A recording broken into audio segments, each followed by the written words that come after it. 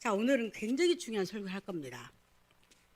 이 교재는 제가 기도를 정말 많이 했습니다. 왜냐하면 저는 항상 여러분 신앙생활에 가장 걸린 것이 뭔지 알아요? 행위예요. 행위. 율법이에요. 여러분 아십니까? 왜 그런지 알아요? 이것이 잘못 해석되다 보면 사람들이 이상한 길로 가고요. 여러분 교회를 다니다 만 이유도 자기 행위에 걸려서 넘어져서 교회를 안 다닙니다. 율법같이 제가 지금 출애굽기를 쭉 지금 하고 나왔죠. 여러분 나왔죠. 그런데 어떻게 보면 이거가 이 설교에 안 맞는 것 같은데도 맞습니다. 여러분들 오늘 오신 분들은 복입니다. 그리고 제가 율법을 굉장히 많이 생각하면서 로마서를 공부를 가르치다 보니까 율법이 굉장히 생각이 많이 들었습니다. 그러면서 자나깨나 율법에도 묵상을 하게 됐어요. 왜냐하면 저조차도 이것이 100% 정리가 안 되는 겁니다. 그만큼 율법은 참 어려운 문제였었어요. 솔직히 말해서. 근데 어느 날 로마서를 계속 공부하다 보니까 로마서 7장에서 제가 완벽이라고는 할 수 없는데 정리되고 이해되기 시작했습니다. 더 명확하게 이런 부분들이 여러분이 그대로 전달되길 원하고 율법을 통해서 여러분들 자유함을 누리기를 축복합니다. 자, 성경을 읽습니다. 자, 여러분 제목 크게 읽습니다. 시작. 유통기한. 자, 크게. 그다음에 자, 출애굽기 1절에서 3절 읽습니다. 시작. 다음은 모두 하나님께서 하신 말씀이다. 나는 너희의 주 하나님이다. 내가 너희를 이집트 땅에서 이끌어내었고 노예였던 너희를 내가 해방시켰다. 또 있습니다. 너희는 나 외에 다른 신들을 모시지 말라. 아멘. 율법의 시작은 바로 십계명에서 시작됩니다. 자, 기도합니다. 주님 감사합니다. 귀한 시간이 복되게 하소서. 다른 생각 갖지 않게 해주셨고 이 말씀이 이해되고 소화가 되게 하시고 삶에 적응이 되게 하여 주옵소서. 예수 그리스도의 이름으로 기도 드리옵나이다. 아멘, 아멘, 아멘. 자, 로마서래 출애굽기 20장은 모세가 하나님으로부터 돌판을 받습니다. 십계명이죠. 율법 그리면 대표가 십계명입니다, 여러분. 자, 그런데 출애굽기 20장부터 31장까지가 하나님의 주시는 율법과 규례가 다 적어져 있습니다. 십계명뿐만 아니라 자, 우리 부부간의 문제, 가정의 문제, 이웃의 문제, 소를 잃어버릴 때는 어떻게 하고, 자, 재단의 문제, 가나안에 들어가서 어떻게 하나님을 섬기라고 기록되어 있는 것이 출애굽기 20장부터 31장까지입니다. 상당히 많은 부분이죠. 이때 모세가 여러분 시내산에 올라가 40일 금식하면서 이걸 받습니다. 그런데 여러분 하나님께서 율법을 주신 목적이 있습니다. 목적이 뭔가요? 이스라엘 백성들에게 너희는 세상과 구별되었다고 말합니다. 쉽게 말하면 내가 세상의 문민족 가운데서 내가 너희를 뽑아야서 하나님의 백성으로 삼으셨다는 겁니다. 근데 그걸 다른 말로 말하면 하나님의 백성이기 때문에 내가 법을 주니까 이 법을 잘 지키라고 하나님은 지금 요구하고 계신 겁니다.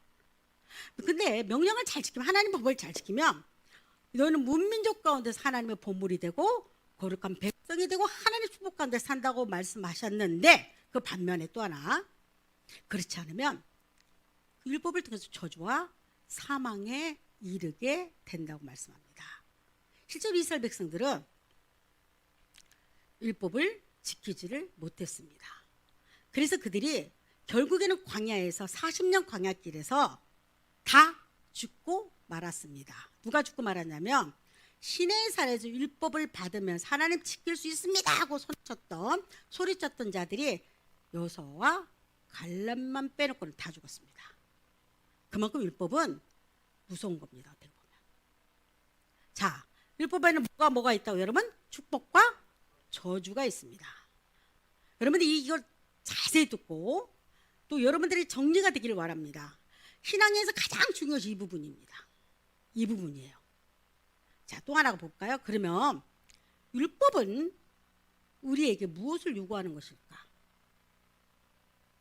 자, 봅니다. 또 율법은 우리의 행위들입니다. 다시 말할까요? 율법은 뭐냐면 내 몸으로 하는 모든 행위들이 하나님을 향해서 하는 행위들이 율법입니다. 율법 이꾸로 인간의 행위입니다. 자, 율법 이꾸로 뭐라고요? 인간의 행위입니다. 다시 한번 율법의 이꾸로 인간의 행위를 말하고 있는 겁니다. 자, 그런데 문제가 있습니다. 이스라엘 백성들은 시내산에서 하나님의 백성이라고 말하면서 그들이 친히 율법을 받았어요. 문제는 그 율법은 이스라엘 백성에게만 주었던 거였어요, 실제로. 그런데 문제가 있는 것이 뭐냐면 오늘날 수천 년이 흐르고 난 오늘날 우리에게도 율법은 여전히 우리를 지배하고 있습니다. 여러분 이 말이 동의합니까? 지배하고 있어요. 자, 그러나 성경은 이렇게 말하고 있습니다. 읽습니다. 시작. 갈라디아서 하지만 율법에 의지하여 의롭게 되려는 사람은 모두 저주 아래 놓여 있습니다. 너희 인간의 행위에 의지하여 의롭게 되려는 사람은 모두 저주 아래 있대요. 이게 참 재밌는 거 있습니다. 갈라디아서를 배경을 봐야 합니다. 갈라디아서는 이방 교회에 세워진 교회였습니다. 그런데 그 안에 바울이 세우고 나서 복음을 전하고 떠났습니다. 떠나고 나니까 그 자리에 누가 들어왔냐면 개종됐다고 말하는 유대인들이 들어와서 그들에게 주장하는 거가 있습니다. 유대인들은 굉장히 긍지를 가진 것 중에 하나가 할례였습니다. 할례는 아브라함 때 하나님의 자녀라는 표식으로 지금 말해서는 포경수술 같은 걸 했었습니다. 그래 이것을 가진 유대인의 남자들은 굉장히 긍지가 컸고 이것은 목숨처럼 지켰습니다. 실제로 그랬습니다. 자, 이들이 율법에 말했던 것은 할례 부분이었습니다. 그 당시로는 인간의 손으로 했던 것들이었습니다. 그런데 문제는 바울이 오직 십자가를 통해서 구원받는다고 전했던 그 복음 안에 아니다. 인간 행위라는 할례도 들어있어야 하고 이들이 같이 거기다가 혼합해 버립니다. 사람이 헷갈리기 시작하죠. 바울이 말도 맞는 것 같고 이 사람의 말도 맞는 것 같습니다. 그래서 바울이 단호하게 말하죠. 그렇게 그래 좋다. 너희는 저주 아래 놓이게 된다. 그러면서 바울이 아주 직격탄을 날립니다. 다음 보면 읽습니다. 시작.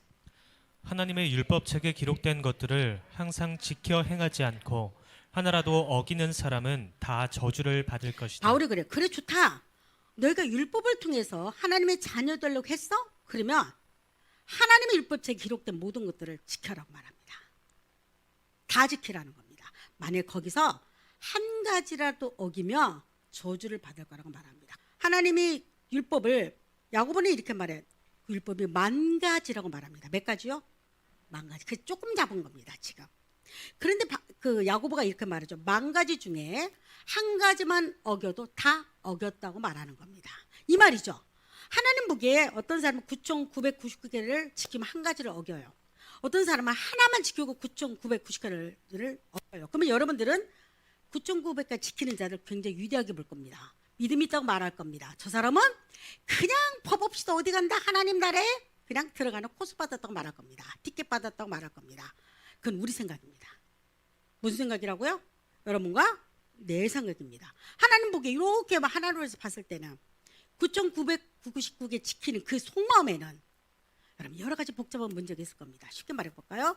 내가 사람하고 화해했던 악수를 청할 때가 있어요. 그렇죠? 그런데 이 손은 복잡합니다. 뭐가 복잡할까? 마음이 복잡하기 시작합니다. 마지못해 하는 사람도 있고요. 여러분 그래서 가장 무서운 것이 뭐냐면 가장 사랑하는 사람 우리 뒤통수를 친다는 거 아십니까? 그 유명한 거 있잖아요. 브루투스와 시저를 배신했던 사람 누구였죠, 여러분? 브루투스죠. 가장 사랑했죠. 여러분 시저가 로마를 갖다가 다시 황제로 공화정에서 황제로 다시 바꾸려고 합니다. 그래서 공화정에 난리가 났습니다. 시저를 죽이자. 누가 죽일 것이냐. 왜냐면 다 경계를 했거든요. 황제가 독사를 많이 당하니까. 시저조차도 옆에 누구도 못 오게 만들었습니다. 그러자 양아들처럼 여겼던 브루투스가 이런 말을 하죠. 내가 죽이겠습니다. 근데 브루투스가 가까이 왔을 때 시저는 무방비 상태였습니다. 마음이 열려있는 상태죠. 그런데 그 손에 의해서 죽습니다. 그러면서 이렇게 유명한 말을 하죠. 너무하죠. 이 배신자 중에 너무하죠. 나를 배신하다니. 아주 유명한 말이죠. 너무하죠. 이게 무슨 말이냐면 인간에게는 굉장히 손을 내밀어서 복잡하고 하나님 보시기엔 너나 나나 똑같다고 말하는 겁니다. 9,990까지 지키는 사람이라 한 가지 지키는 사람이라 우리끼리는 이 사람을 위대하게 보지 하나님 보기에는 똑같은 죄 지은 사람 중 하나입니다. 율법을 어긴 똑같이 율법을 어긴 자로 여겨줍니다. 자, 그래서 로마서 3장 10절 다 같이 읽습니다. 모두가 곁길로 빠져 못된 짓을 저지르는 쓸모없는 사람들 뿐이니 선한 일을 하는 사람은 찾아볼 수 없다. 단 한 사람도 찾을 수가 없다. 바울이 로마서에 이런 말을 합니다. 모두가 곁길로 빠져서 못된 짓을 저지르는 쓸모없는 사람들이 여러분과 내가 쓸모없습니까? 이 쓸모 있잖아요. 말도 안 되잖아요. 근데 하나님 보시기에는 너나 나나 착한 자라고 뭐 고한 봉사하는 테레사 수녀나 나나 하나님의 관점으로 봤을 때는 다 법을 어기는 자고 악한 자라고 말하는 겁니다. 선한 일을 하는 사람은 찾아볼 수도 없다. 단 한 사람도 찾을 수가 없다고 딱 못을 박습니다. 또 볼까요? 그러면 여러분들에게 하나에게 의문을 삼아야 합니다. 왜 그만 하나님께서 우리가 지킬 수도 없는 율법을 주셨을까? 궁금하지 않나요, 이거? 이유가 있죠. 여러분, 구약의 율법은 어디에 들어가 있었냐면 언약궤 안에 들어가 있었습니다. 지성소, 하나님의 지성소는 아무도 못 들어왔죠. 1년에 한 번 대제사장이 와서 하나님께 제사 드리면서 감히 무서워 발발 떨면서 하나님께 제사를 드렸습니다.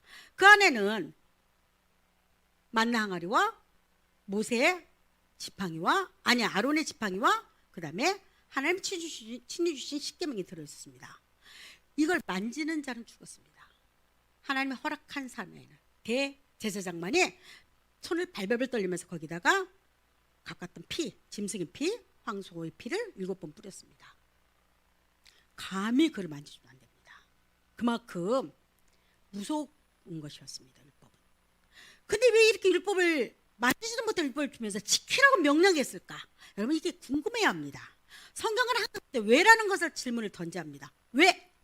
아니 지키지도 못할 율법을 왜 줬냐는 겁니다. 우리를 함정에 빠뜨리기 위해서 우리를 죄짓게 만들려고? 아닙니다. 여러분. 바울이 명확하게 이야기합니다. 법을 준 이유가 읽습니다. 율법이 없었더라면 하고도 있습니다. 시작. 나는 죄가 무엇인지 알 수 없었을 것입니다. 만일 율법이 탐내지 말라 하고 말하지 않았더라면 나는 탐욕이 무엇인지 알지 못했기 때문입니다. 여러분 율법은 이게 하나님 법을 준 이유는 인간은 너무 악하고 자기 변명의 달인들입니다. 오만하고 방자합니다. 그리고 자기 행위에 대해서는 완벽하게 나름대로 이유를 갖고 있어요. 자, 교회 못 나오는 이유도 많습니다. 그래서 이런 말 하잖아요. 공동묘지에 가면 다 할 말이 많다고. 모든 사람들은 묘지에 묻어있는 그 사람들조차 할 말이 참 많은 사람들입니다. 만약에 하나님의 율법이 없었더라면 인간은 죄로 여기지 않는다는 겁니다. 당연시 여기죠. 내가 저 사람의 물건을 탐내요. 저 사람 거를 내가 욕심을 내요. 저 사람 것이 물건이 좋다고 생각해요. 근데 당연하다고 느낍니다. 당연하지 않아? 내가 갖고 싶으니까. 여러분 가인과 아벨도 그랬잖아요. 가인이 아벨을 죽여요. 네 동생이 어디 있느냐. 가인이 유명 말을 하잖아. 내가 무슨 동생을 지키는 자입니까? 자기 변명이죠. 사람들은요 자기 행위에 대해서 변명 진짜 끝판왕입니다. 저도 그렇고요. 여러분도 그렇습니다. 하나님은 우리 심리를 너무 잘 알아요. 아담의 후손이란 이 말을 다시 말하면 남자와 여자의 육체 관계를 통해서 난 모든 이들은 아담의 후손입니다. 여러분들은 아담의 후손입니까? 아멘이죠. 모든 인간들은 다 아담의 후손입니다. 자, 이 사람들은 바로 율법 아래 하나님의 법 아래 다 갇혀 있는데 만약에 내가 탐욕이라는 것을 부렸는데도 법이 없을 때는 죄를 여기지 않는다는 겁니다. 여러분 자동차 법이 있기 전에 꼬리물기요 그거 아무렇지도 않았습니다. 사거리 갈 때 꼬리물기가 난리를 치고 여러분 교통 혼잡을 일으켜도 그게 우리는 아무렇지도 않았습니다. 근데 어느 날 그 법으로 딱 정했습니다. 아하 이거 잘못됐구나 하고 지키기 시작합니다. 법은 이렇게 가르쳐주는 겁니다. 지금 율법은 뭐냐면 양심이 딱딱 굳어져서 죄라고 못 이기는 사람, 모르는 사람들에게 이게 법이야. 하나님이 너를 이것 때문에 심판할 거야 하고 율법은 자기 죄를 들추어 냅니다. 또 읽어볼까요? 율법은 이게 율법의 역할은 여러분 율법의 역할은 크게 있습니다. 무슨 역할? 우리의 죄악을 들추어내는 다시 한번 역할. 율법의 역할은 윤리와 도덕을 말하는 것이 아닙니다. 여러분 이게 명심해야 합니다. 오늘날 교회가 잘못된 겁니다. 율법을 잘못 가르치니까 교인들이 혼잡하고 교인들이 무엇 이게 행함이 좋으면 제가 믿음 있는 것 같아요. 그것도 이끌 수 있어요. 행함과 믿음은 같을 수가 있지만 대부분이 다를 경우가 많아요. 행함 좋다고 믿음 있다고 보지 않습니다. 저는 얼마든지 자기 의 때문에 하는 사람이 많습니다. 하나님께 좀 예뻐 보이기 위해서 누군가의 칭찬받기 위해서 하는 경우가 많습니다. 율법은 뭐냐면 오늘날 현대에서 말하는 도덕과 윤리를 이거 해라 저거 해라 이거 하나님은 이렇게 말하지 않는다는 겁니다. 왜냐하면 인간은 어차피 하나님의 법을 못 지킬 것 뻔히 알아요. 그럼 아멘입니까? 알아요. 근데 왜 자꾸 율법을 요구하는 걸까? 네 죄악을 그 수면에 가라앉아서 이건 죄가 아니야 죄가 아니야 나는 하나님 앞에서 깨끗해 말하는 그들에게 아니야. 너의 탐욕과 이식과 못된 거 아주 악함이 율법을 통해서 이렇게 드러나기 시작합니다. 물에 떠오르기 시작합니다. 그러면서 말하기를 이렇게 말하는 겁니다. 다음 봅니다. 자, 읽습니다. 아, 나는 내 속에 곧 나의 죄 많은 육신 안에 선한 것이 없다는 것을 알고 있습니다. 바울이 율법 아래 갇혀 있는 바울이 여러분 바울은 다릅니다. 우리하고 바울은 철저하게 율법 아래서 의롭다고 생각하는 사람이었습니다. 그래서 스데반을 죽였는데도 당연하다고 생각했습니다. 율법으로 죽였습니다. 율법으로 살인을 했어요. 그렇게 율법 무서운 겁니다. 그런데 율법의 그 의미와 깊은 의미를 깨닫고 나서 바울이 뭐라고 고백하기 시작하냐면 바로 이 고백이죠. 아하, 나는 내 속에 죄 많은 육신 안에 선한 것이 없다는 것 같아. 율법이 계속 나를 정죄하는 겁니다. 이것도 못하지 저것도 못하지 이것도 못하지 너 말이야 선하다고 말하면서 네 속에는 미워하고 있잖아. 너 돕는다고 말해서 네가 좋아서 하고 저 사람 무시하고 있잖아. 여러분 우리는요 지나가는 사람은 돈을 주도요 여러분 어떤 마음으로 줍니까? 좀 우월감이 생기지 않나요? 솔직히 말해서 저 사람은 내가 저 사람 낫다 하는 생각 하지 않나요? 나만 그러나? 우리 그럴 때 많아요. 그리고 이렇게 말하지 않나요? 나는 저런 신세가 안 돼서 다행이다. 우리는 그렇게 항상 자기도 모르게요 오만과 방자로 살아간다니까요. 그래서 바울이 그걸 깨닫고 나서 나는 선한 것이 없다고 고백을 합니다. 자, 그 다음 또 볼까요? 자, 시작. 왜냐하면 선한 일을 행하려는 원함은 내게 있지만 실제로는 선한 일을 행하지 않기 때문입니다. 항상 내 마음에는 바울은 유대교를 믿었던 사람이잖아요. 선한 일을 하고 싶다고 말합니다. 하나님을 위해서 살고 싶다고 말하는데 이상스럽게 우리 육신은 반대로 간다고 말합니다. 그리고 선한 일을 행하지 않기 때문에 괴로워 떨고 하나님의 율법 아래 갇혀있는 내가 너무 두려운 겁니다. 여러분 율법은 심판과 저주와 하나님의 징계를 가지고 옵니다. 또 볼까요? 자, 시작. 아, 나는 참으로 비참한 사람입니다. 누가 이러한 죽음의 몸에서 나를 구해내겠습니까? 바울이 로마서 7장 마지막에 한탄을 하죠. 나는 비참한 사람이다. 율법에서 율법을 비춰보니까 이 죄가 온갖 더러운 것 찌꺼기들이 막 감춰있던 모든 죄들이 드러나기 시작합니다. 사람은요 참 이상해요. 여러분 보세요. 우리가 도덕과 윤리 안에도 뭔가를 잘못했을 때는 변명을 하기 시작합니다. 세상의 법에도 그래요. 근데 오늘 교회가 문제가 뭐냐면 교회 오면 율법과 도덕을 막 담배 피지 마라, 술 먹지 말아라, 예를 들어서 뭐 간음하지 말아라 할 수 있잖아요. 여러분 이건 교회에서만 안 해도 됩니다. 교회에서 안 해도 세상에서 그렇게 말하고 있어요. 말하고 있죠. 교회에서 아니 여러분 교회뿐만 아니라 학교 가서도 담배 피지 말라고 말합니다. 그죠? 학교에서 담배 피라고 말하나? 같이 피자고 말합니까? 아니잖아요. 담배 피지 말아라고 해요. 자, 술 먹지 말라고 말하죠. 학교에서도. 여러분 간음하지 말라고 말하죠. 또 남 먹고 훔치지 말라고 말하죠. 근데 굳이 교회가 강조하는 것일까?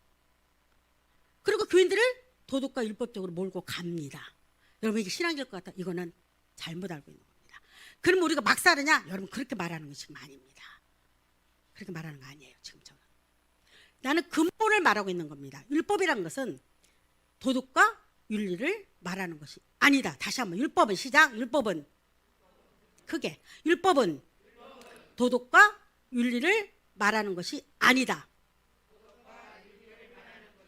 이걸 정리해 볼게요. 로마 시대 때 도덕과 율법은 지붕은 완전 다릅니다. 그들은 노예를 죽여도 돼요. 팔아도 돼요.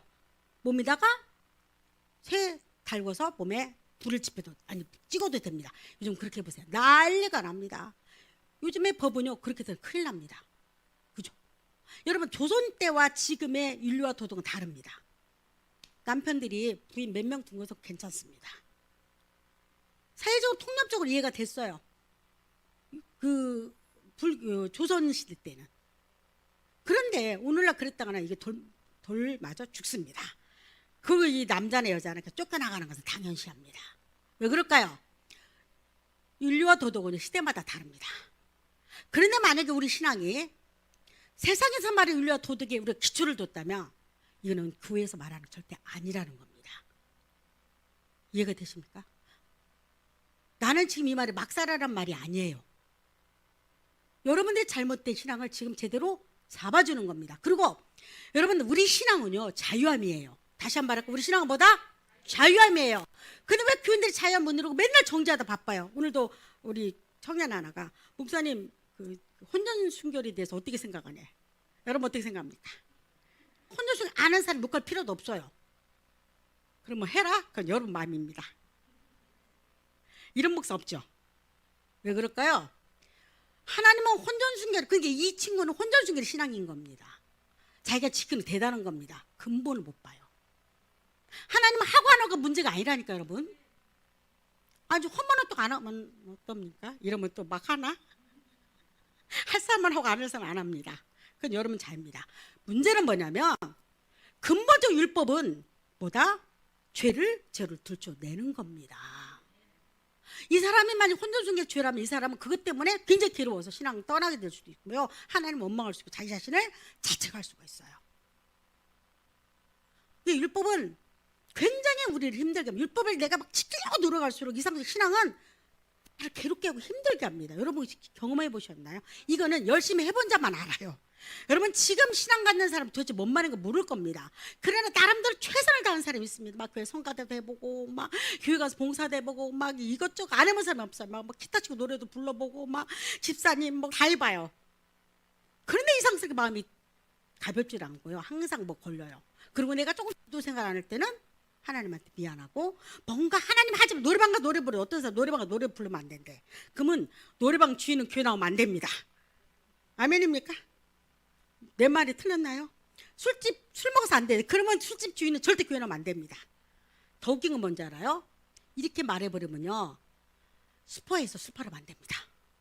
교회 다니는 사람들은. 사람이 진짜 가증스러워요. 그렇게 따져볼까요? 보리밭.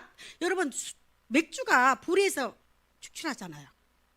그럼 보리밥을 키운 사람 죄가 있을까 없을까? 하나님 보기에 이렇게 저놈 봐라. 저 보리 키워서 저 맥주 만들려고 하네. 내끼 이놈아. 근데 보리를 주신 분이 누구죠? 그럼 하나님께 올라가야 이제 문제가.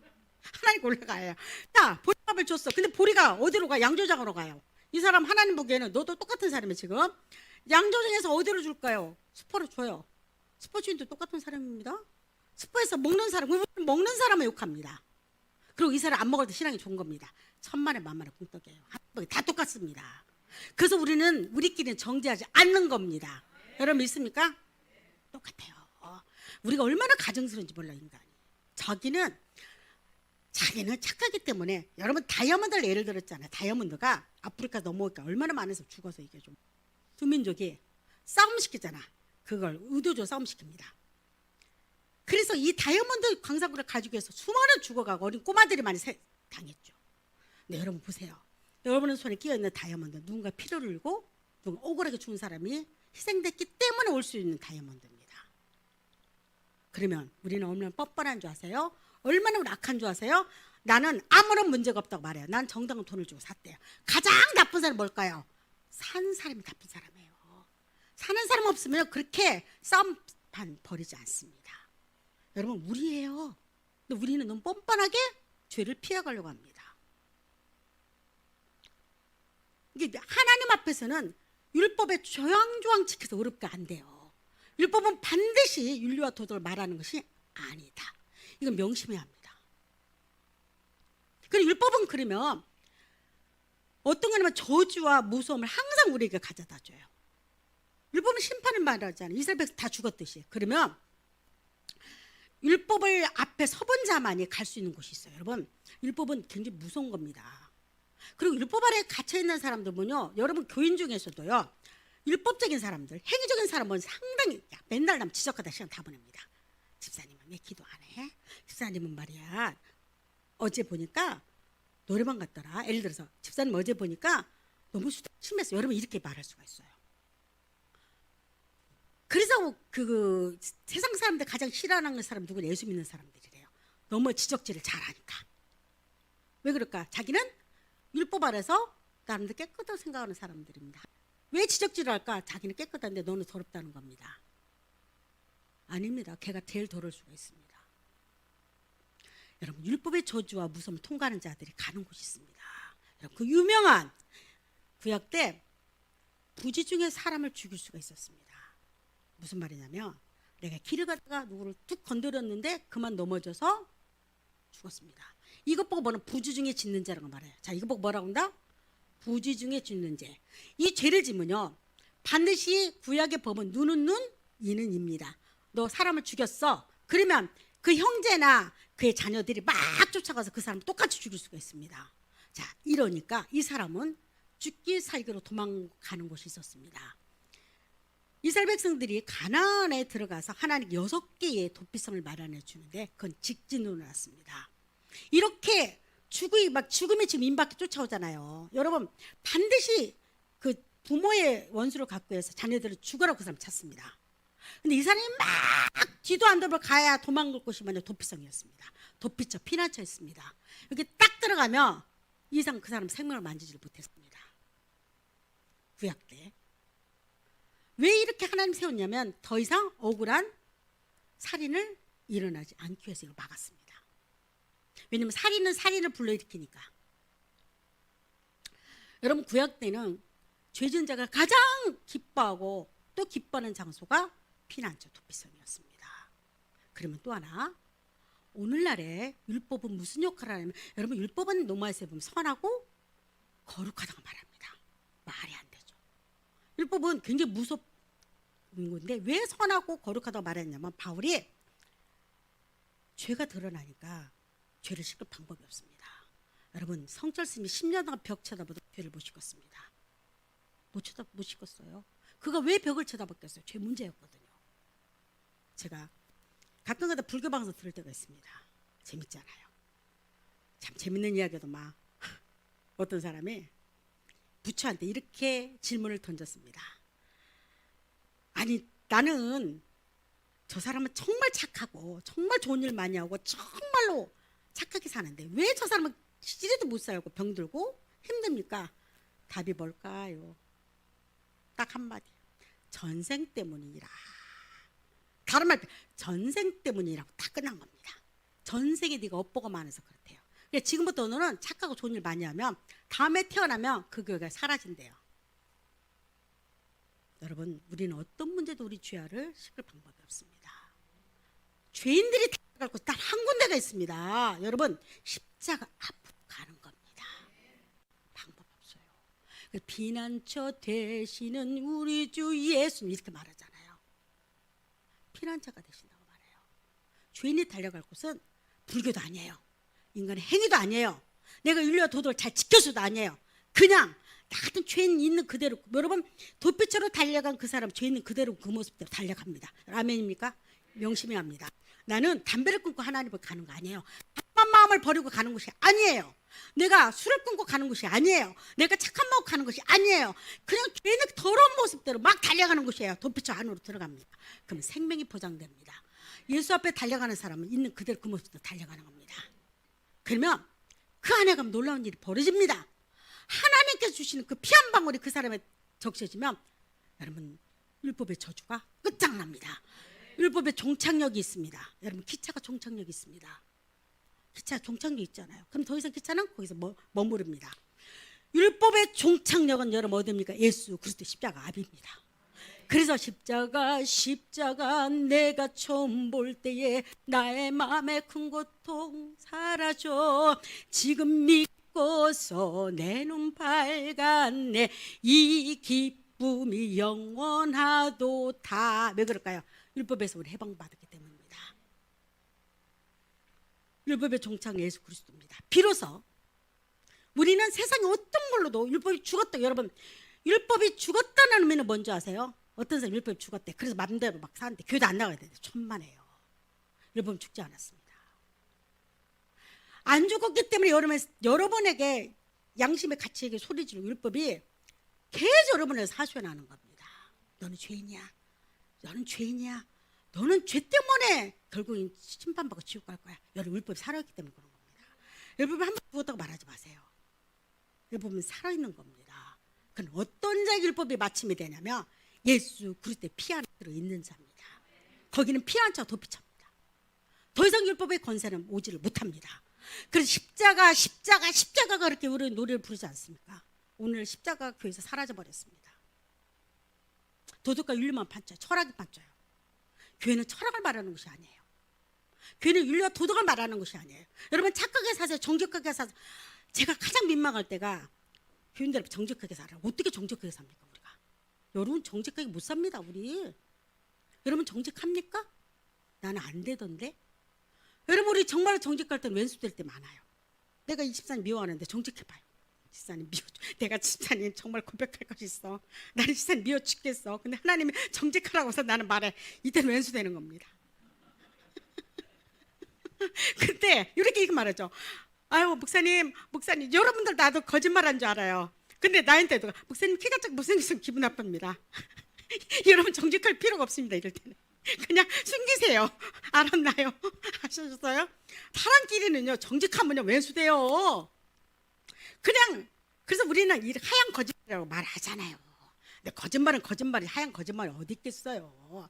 근데 문제는 뭐냐면 인간은 정직할 수 없는데도 불구하고 그래서 정직하래. 그래서 어떤 애가 질문하죠.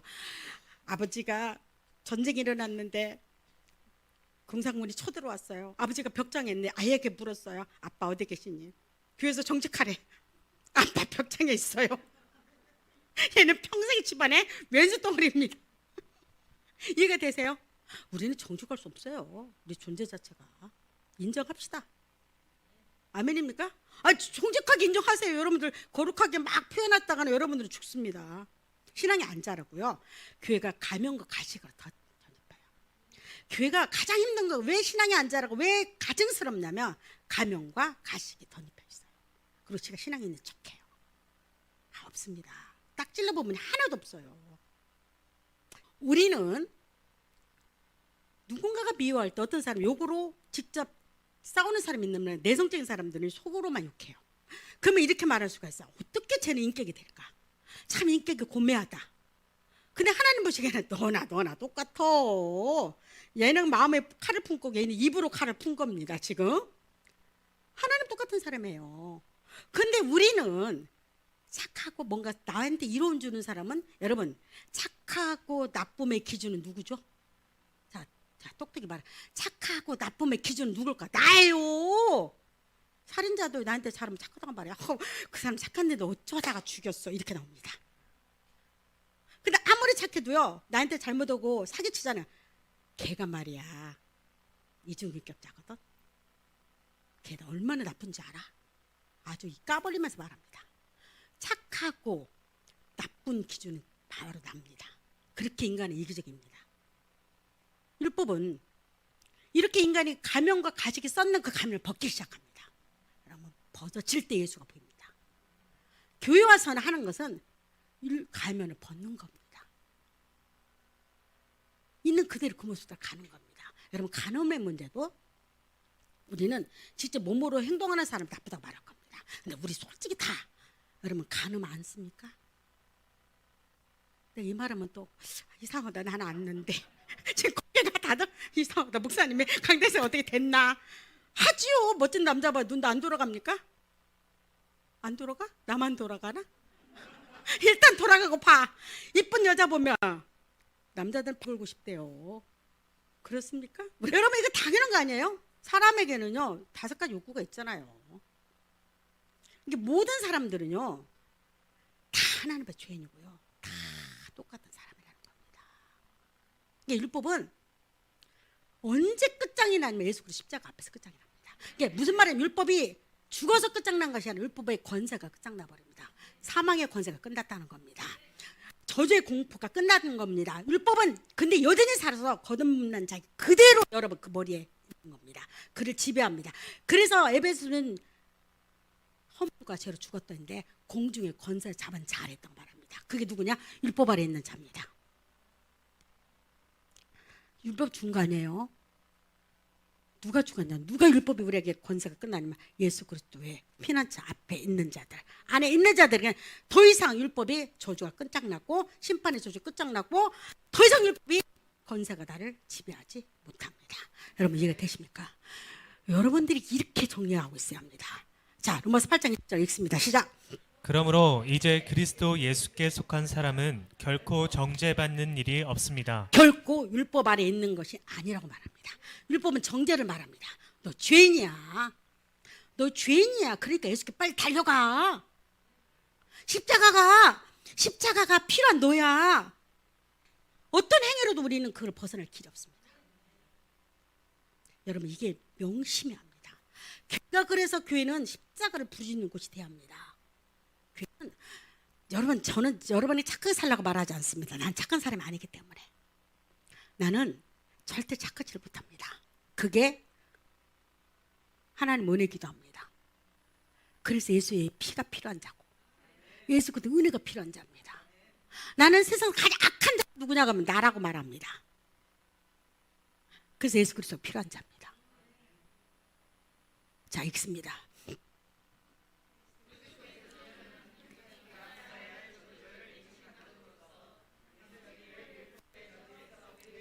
십자가는 율법의 저주의 끝장입니다.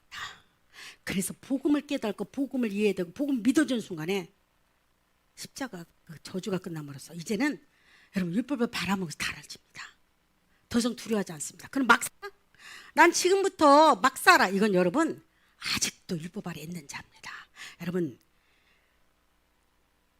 사형수가 여러분 사형수는 굉장히 두려워 삽니다. 죽으면 항상 제 올무에 자기 목에 걸려있는 꿈을 꾸기도 한답니다. 그래서 이 사람은 악몽을 그렇게 많이 꾼대요. 그래서 만약에 456번 부를 때는요 소스라치게 놀란대요. 사형수들이 처음에 그 사형받는 전날까지도 말하지 않는데요. 난리 난대 감방 안에서. 그래서 그 서대문 연구소 유명하잖아요. 두 길이 있대. 하나는 면회 가는 길, 하나는 사형장으로 가는 길. 똑같대요. 그날 사형당한 그날에도 똑같이 456번 면회다 하고 데리고 나온대요. 그러면 이 길에서 사형수들은 여러분 이게 죽음의 갈림길 아닙니까? 하나는 살아 돌아올 수 있는, 하나는 영원히 죽음으로 가는 길.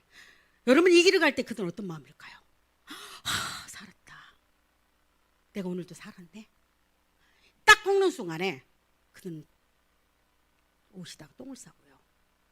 오줌을 싼대요. 너무 두려워서. 여러분 만약에 이렇게 두려움에 떨고 있는 사형수가 대통령의 사면을 받았다고 생각해 봅시다. 그 사람이 그 똑같은 죄를 질 것 같아요? 노입니다. 앉습니다. 사형장에 그 사형수로 사는 것이 얼마나 지독한 두려움과 무서운지 여러분 다시는 그런 죄를 짓지 않습니다. 우리는 십자가가 아니면 사형수들입니다. 하나님의 심판대표에서 인간은 아담과 하와로 태어난 모든 인간은요 하나님의 심판 아래 다 놓여 있는 자입니다. 그래서 율법 아래에서 죽음의 공포를 느끼고 지옥의 무서움을 알고 인간의 죄악의 무서움을 아는 자들은 반드시 예수 그리스도로 달려가지 않으면 피할 길이 없습니다. 그렇게 해서 예수 그리스도 죽음으로 내 생명 맞바꾼 겁니다. 여러분 예수 십자가 왜 중요한지 아세요? 내가 죽을 그 자리 예수님이 내 대신 맞바꿔서 달린 자랍니다. 그래서 십자가 내가 이거 100번 1000번 불러도 감사하지 않습니까? 그런데 내가 정말로 구원받았다고 생각하는 사람이 다시 옛날로 그 걸음자로 돌아가지 않습니다. 왜냐하면 율법은 저주가 있는 그 율법이 예수 그리스도 십자가로 말하면 내 대신 저주가 예수님 받아줬기 때문입니다.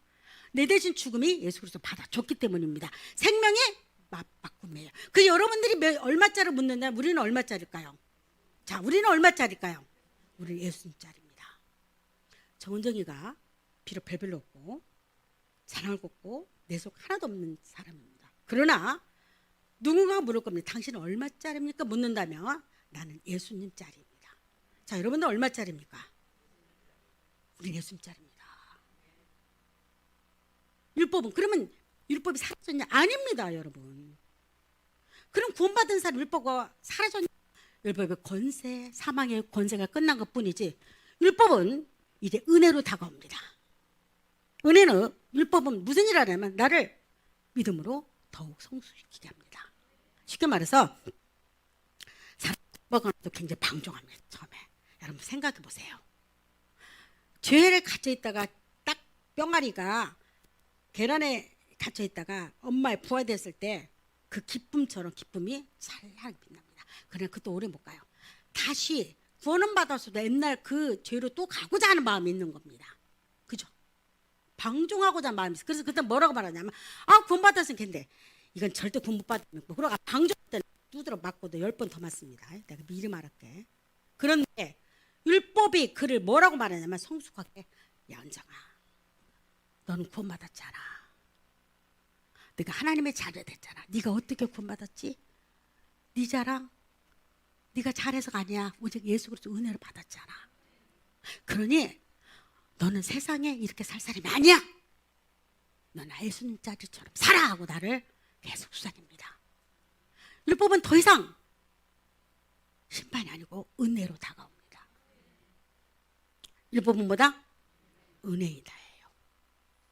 그래서 과거에는 여러분 내가 구원받기 전에 그렇게 이기지고 못된 내가요 이상하죠. 구원받고 나면 그게 사라지기 시작합니다. 그리고 누군가를 위해 살아갈 때도 방법과 생각이 다르기 시작합니다. 여러분 이런 자들이 자녀 키울 때 자녀들이 달라지기 시작하죠. 엄마가 달라지잖아. 아빠가 달라졌잖아. 사고가 달라지잖아. 율법은 뭐다? 은혜다. 자, 우리는 누가 아래 있는 자다? 은혜 아래. 그렇죠. 여전히 구원받아도 율법의 권세는 끝나버렸습니다. 그러나 그래서 바울이 이런 말을 해요. 네가 구원받았냐? 네 육체를 은혜의 무기에 쓸래? 의의 무기로 쓸래? 죄 짓는 데 쓸래? 그건 여러분의 자유입니다. 그런데 구원받고 나면 반드시 예수 그리스도에서 살게 됩니다. 아멘입니까? 살게 돼요. 사고가 여러분 이 사고가 바뀌게 돼요.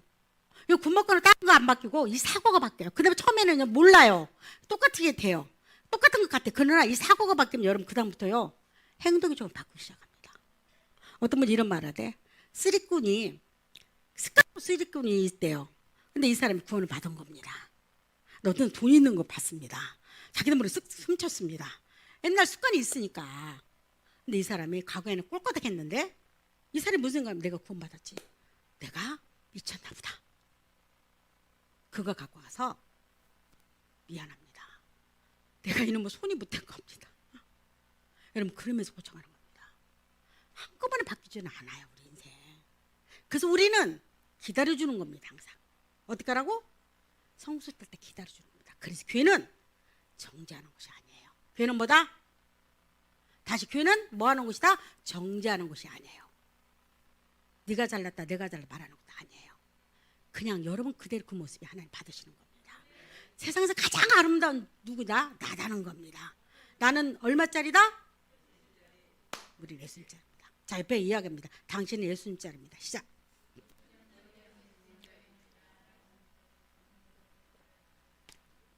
여러분 율법은 도덕과 윤리를 말하는 것이 아니에요. 이거 명심해야 합니다. 오늘 교회들이 그걸 전하고 있지만 율법을 오해한 겁니다. 율법을 오해해요. 아니에요. 율법은 나를 죄인임을 알게 하는 거예요. 그래서 누가 필요하게 만드냐? 예수가 필요함을 알게 하는 거예요. 그래서 그 예수 앞에서 내가 가서 내 죄짐을 내려놓게 만들죠. 그래서 내가 은혜 가운데 자유함스럽게 살아라는 겁니다. 근데 신앙에 걸린다는 건 멋진 겁니다. 그리고 다시 고민해 보는 겁니다. 여기서 왜 걸리지? 그리고 또 성숙되게 나아가는 겁니다. 믿습니까? 여러분 우리 꿈교인들은 날개를 활짝 펴고 믿음으로 생활하기를 바랍니다. 기도합니다.